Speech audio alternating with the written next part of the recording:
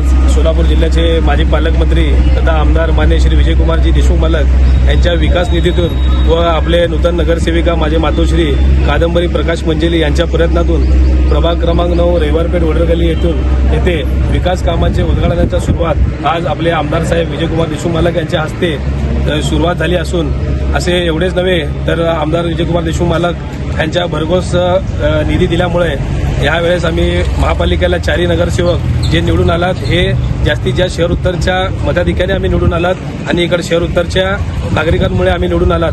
हे फक्त हे शक्य झालं आहे ते आमच्या विजयकुमार देशमुख मालक यांच्यामुळे शक्य झाले आहे.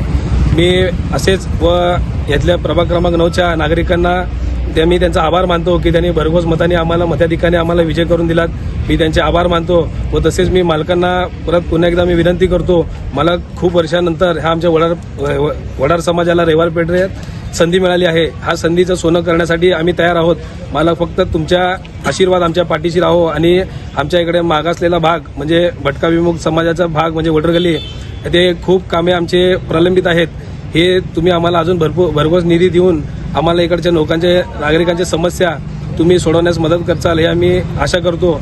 व एवढंच नव्हे तर याच्या निवडणुकीच्या आधीही मालकांनी इथे नगरसेवक नसताना प्रशासकीय अधिकार असताना मालकांनी आम्हाला कमीत कमी 1.3 कोटीची निधी आम्हाला दिलेत. भरपूर ड्रेनेज लाईनची कामं सुरुवात केलेली आहे व रस्त्याचेच कामं आहेत व सभामंडपाचे कामं असे भरपूर सगळे मिळून कमीत कमी 3.25 कोटीचे कामं हे मालकांच्या निधीतून हे झालेले आहेत.